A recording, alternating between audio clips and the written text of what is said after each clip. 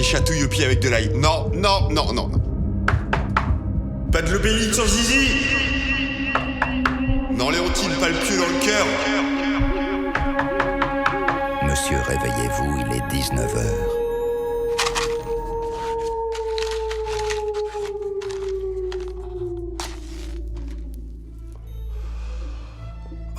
Merci Maurice. Quel cauchemar atroce.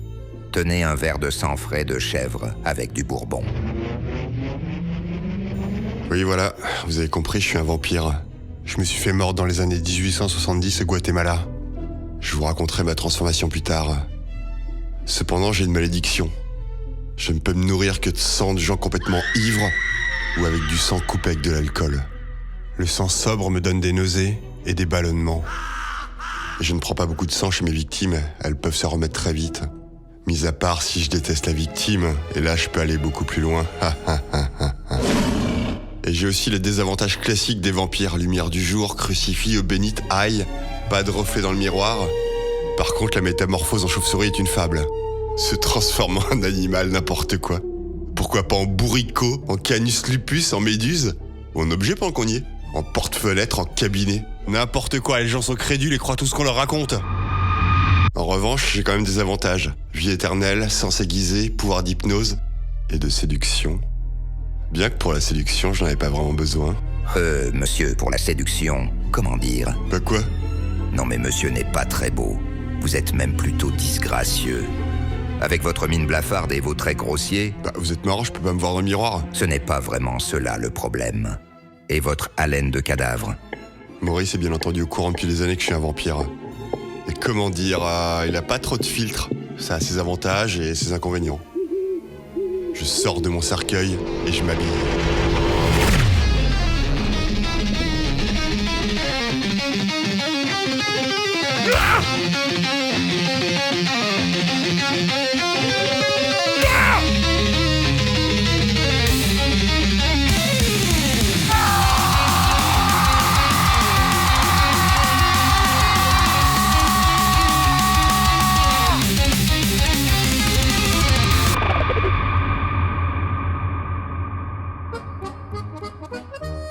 Bolode, épisode 2. Attention, cette série comporte beaucoup de tabac, d'alcool, drogues diverses, parties fines et maladies sexuellement transmissibles comme la chouille, la ch'touille.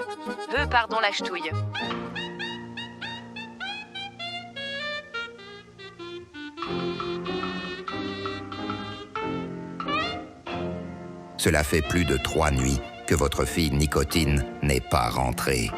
Oh la vache, parfois j'oublie que j'ai une fille. Ma fille, c'est un vrai fantôme. Elle doit encore faire la fête dans les catacombes avec ses copains. Tenez le journal et une missive du commissaire Pichard.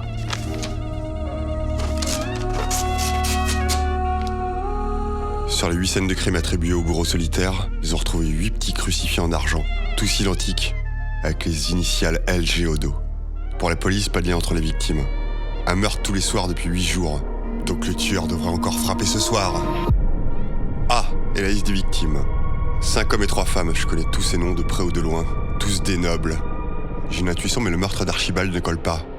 Bon, les gros titres du Gaulois.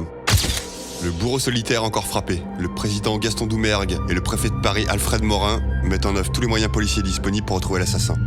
L'interview du commissaire Pichard en page 3. Mein Kampf enfin disponible en version française.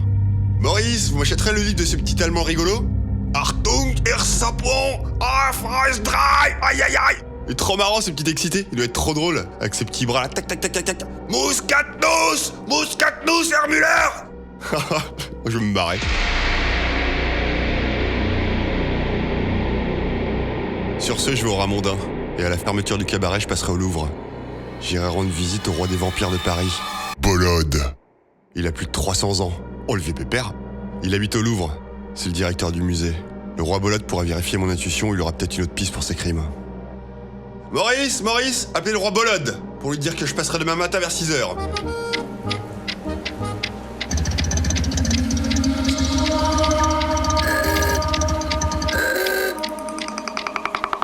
J'arrive au Ramondin, il est 20h. Où? Machin là, où? Oh, machin, oh! Vous le voiturier, allez me garer ma voiture. Et pas une éraflure, hein.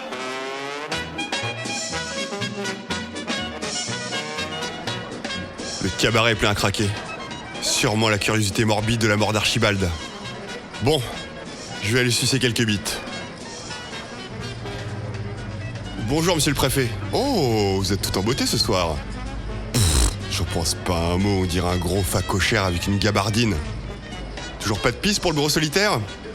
Apparemment rien de neuf. Tiens, André Breton et Paul Éluard. Bonjour messieurs, vous êtes venus à cheval? Ils me regardent interloqués. Non mais comme vous faites partie du courant dadaïste, dada, cheval, non, bon ok. Oh, quel gros naze. Toujours avoir un bon mot pour les meilleurs clients. Oh! Et vous le serveur avec la chemise mal repassée? C'est quoi ce bazar? Une table non débarrassée, c'est pas un lupanar ici. Et apportez-moi mon Bloody Mary spécial. Et que ça saute! Ah tiens, Coco Chanel. Bonjour. Vous m'avez apporté des noix? Les noix de coco. Les noix de coco. Je suis trop hilarant. C'est pour ça que les clients m'adorent. Je suis drôle et j'impose le respect. Quel gros naze, lui. La belle Léontine est sur scène.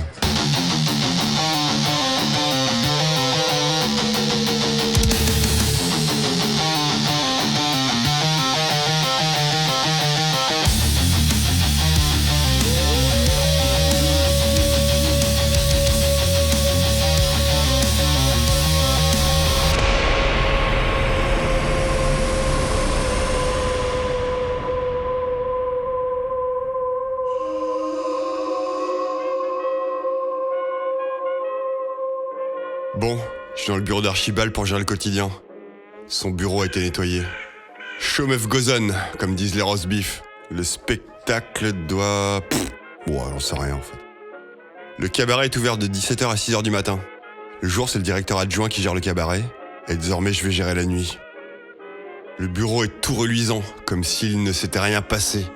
J'ai encore en tête les images effroyables de ce pauvre Archibald coupé en deux. Le commissaire Pichard vient de m'envoyer un télégramme. On a trouvé le coupable, stop. Un marchand de crucifix, place de la Concorde, stop. Un anarchiste chrétien avec les initiales LG, stop. Lucien Gogol, stop. Tout correspond, on va aller l'arrêter, stop. Bisous, stop. Bisous? C'est le commissaire des bisous, quoi. Il doit pas trop faire peur aux malfrats, lui. Allez, je vous emmène en prison, profitez bien. Bisous, bisous. Sinon, c'est une bonne nouvelle pour le coupable.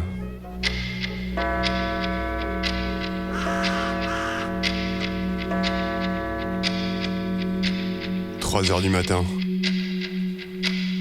17e Bloody Mary. Un autre télégramme du commissaire Pichard. Le bourreau solitaire est bien Lucien Gogol, stop. Il a avoué, stop. Le président Gaston Doumergue a ordonné sa décapitation, stop. Oh, stop, petit, stop, matin, stop. Bisous, stop. Oh, il est un peu lourd avec ses bisous, lui, hein. Sinon, l'excellente nouvelle, j'assisterai à la décapitation, j'adore ça.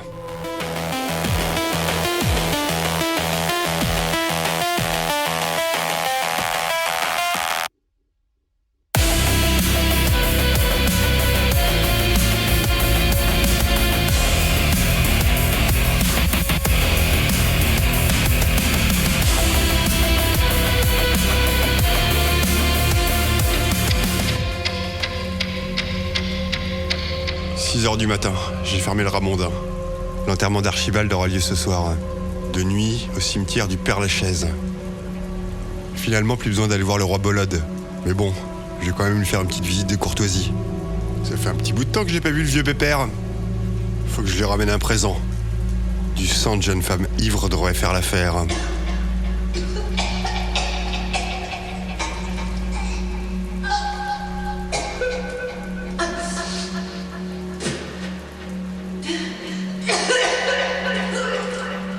Parfait. Une jeune femme qui vomit dans la rue.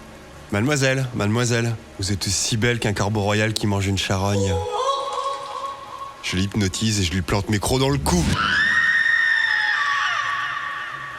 Parfait. J'ai pu remplir une petite fiole de sang. Oh, mais je suis tout dégueulasse, elle m'a foutu du vomi partout. Je pue le vomi. Ah putain, mais la grosse crado. Allez, direction le Louvre, voir le roi Bolode.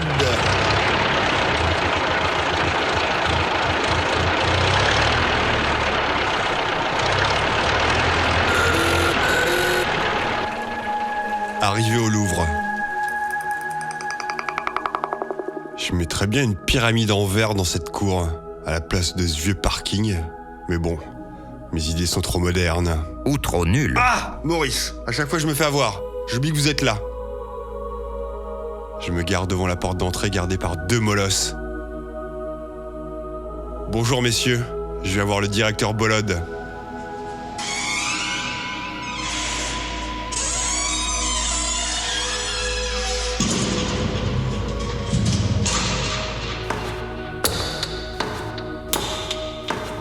Ah, j'ai perdu un fer de ma bottine. Je m'arrête devant la Joconde. Elle est toujours aussi moche.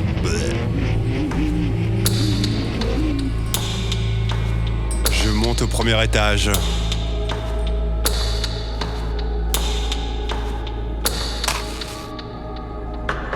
Je suis devant le bureau du roi Bolode.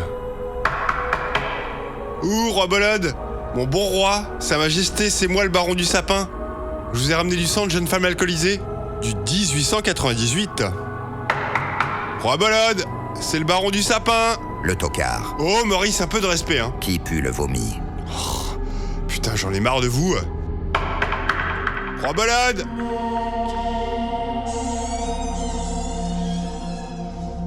Je rentre dans son bureau, il fait tout noir. Une ombre furtive s'enfuit par la fenêtre. J'allume la lumière.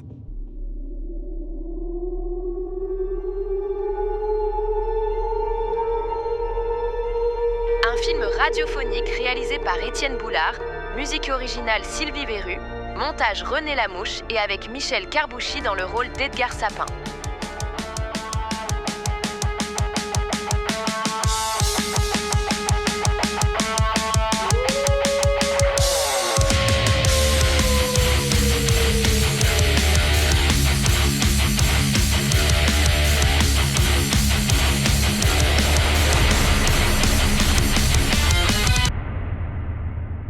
Bêtisier. Dans le bureau, Jean-Marc. Alors toi, tu dis, là, t'es là, toi.